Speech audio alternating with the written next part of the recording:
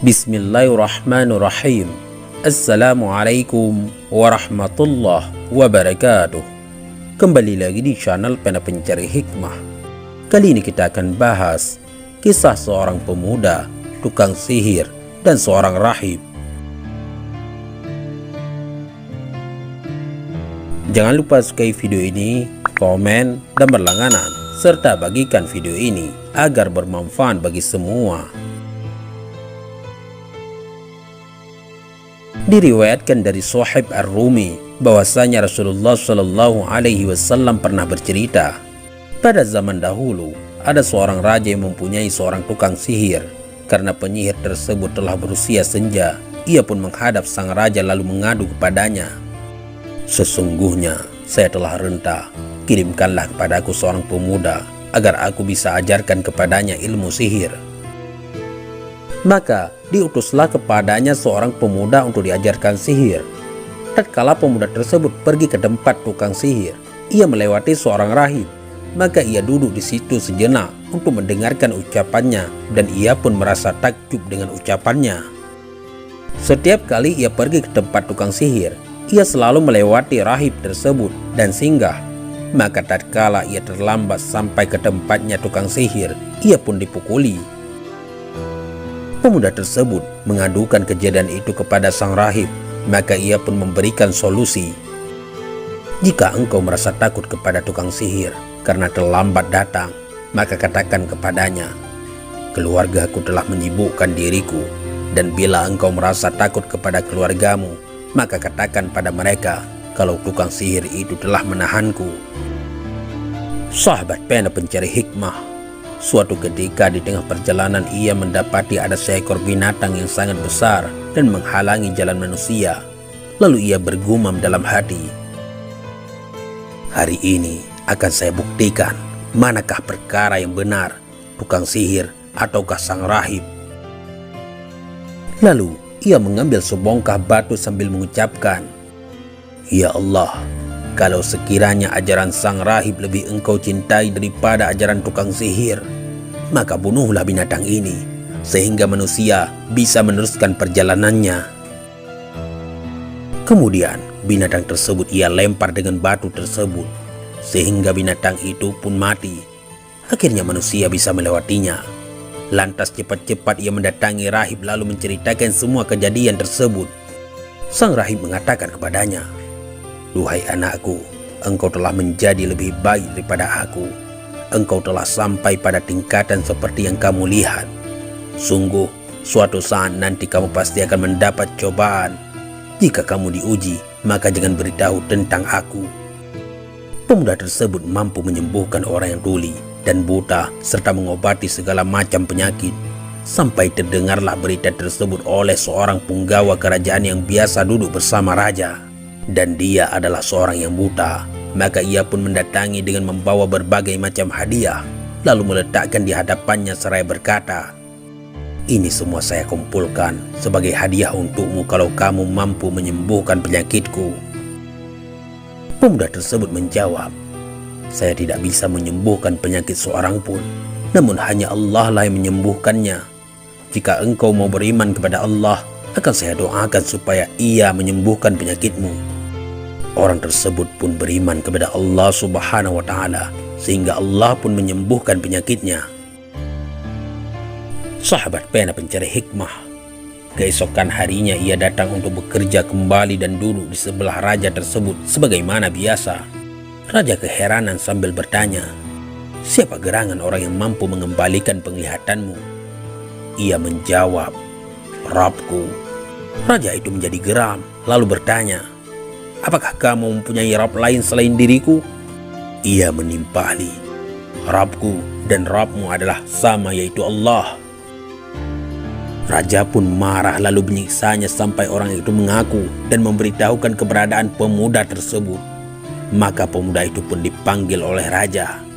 Raja pun berkata kepadanya, "Wahai anakku, sungguh ilmu sihirmu telah mencapai tingkatan yang tinggi.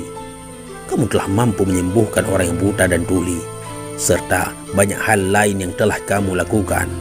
Pemuda tersebut menjawab, "Saya tidak bisa menyembuhkan siapapun, namun Allah Subhanahu wa Ta'ala yang menyembuhkan mereka. Raja itu pun marah. Kemudian ia menghukum serta menyiksanya sampai akhirnya pemuda tersebut memberitahukan keberadaan sang rahib.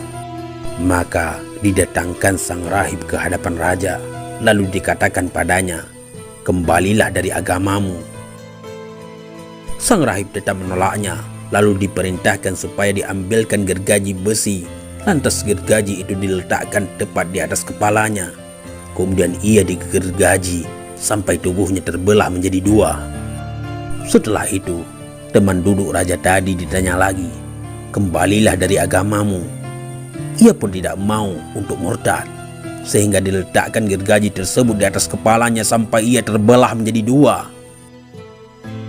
Selanjutnya, sang pemuda ditanya lagi, "Kembalilah dari agamamu." Pemuda tersebut pun menolaknya. Kemudian raja memerintahkan pasukannya supaya membawa pemuda itu dan berkata kepada mereka, "Bawalah pemuda ini naik ke gunung. Jika kalian telah sampai di puncak, tawarkan kepadanya jika ia mau kembali dari agamanya. Maka bawalah kemari. Jika tidak, maka lemparkanlah ia dari puncak gunung tersebut." Kemudian mereka pergi membawa pemuda tersebut naik ke puncak gunung seperti yang diperintahkan. Pemuda itu lalu berdoa, "Ya Allah, tolonglah saya dari kejahatan mereka sesuai kehendak-Mu." Tiba-tiba gunung tersebut terguncang sangat kencang sehingga mereka pun berjatuhan. Namun pemuda itu tetap selamat. Lalu ia pun mendatangi sang raja. Sang raja keheranan lalu bertanya kepadanya, "Apa yang telah dilakukan teman-temanmu?"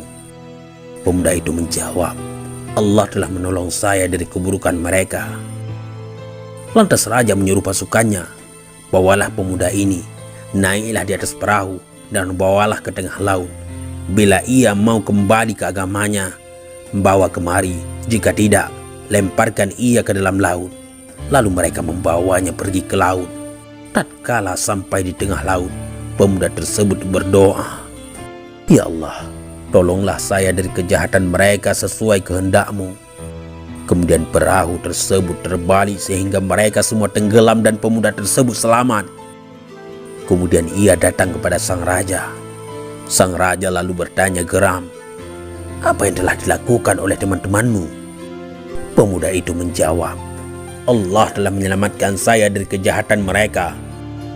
Kemudian ia berkata kepada raja, "Sesungguhnya engkau tidak akan mampu membunuhku kecuali jika engkau mau menuruti apa yang aku perintahkan padamu."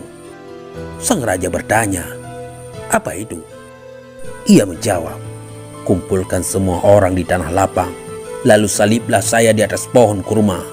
Kemudian ambillah anak panah dari kantong anak panah saya, lalu letakkan di tengah-tengah busur. Sebelum engkau melepasnya, ucapkan, 'Dengan nama Allah, Rabbul Ghulam, Rabbnya pemuda.' Lalu lepaskan anak panahnya padaku. Maka kalau kamu menuruti saranku, kamu pasti mampu membunuhku." Akhirnya ia menuruti perintahnya.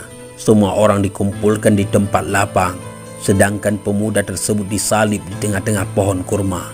Sang raja mengambil anak panah dari kantong pemuda lantas meletakkan di tengah busur sambil mengucapkan, "Dengan nama Allah, Rabbnya Ghulam." Kemudian sang raja melepaskan anak panahnya, tepat mengenai pelipis pemuda tersebut. Pemuda itu meletakkan tangannya di pelipis tadi. Setelah itu ia pun meninggal. Maka orang-orang saling serempak mengatakan, "Kami beriman kepada Allah, Rabbnya Ghulam." Sahabat pena pencari hikmah, kejadian itu akhirnya disampaikan kepada sang raja. Lalu dikatakan kepadanya, "Engkau telah mendapati apa yang engkau khawatirkan. Sungguh demi Allah, telah sampai waktunya apa yang engkau takuti manusia telah beriman kepada Allah." Sang raja murka besar, lalu menyuruh pasukannya untuk membuat tungku besar. Bawahnya lebar, namun mulutnya menyempit. Setelah itu tungku tersebut dibakar dengan api yang menyala-nyala. Sang raja mengancam, "Barang siapa yang tidak mau kembali ke agamanya, maka akan saya masukkan ke dalam tungku api ini." Masukkan mereka satu persatu. Maka semua orang dimasukkan ke dalam tungku tersebut. Sampai pada giliran seorang perempuan yang menggendong anaknya. Ibu itu merasa ragu lalu berhenti sejenak. Namun anaknya berkata kepadanya, "Duhai ibuku, sabarlah, sesungguhnya engkau berada di atas kebenaran." Wallahu a'lam bissawab. Mudah-mudahan ini semua bermanfaat. Assalamualaikum warahmatullahi wabarakatuh.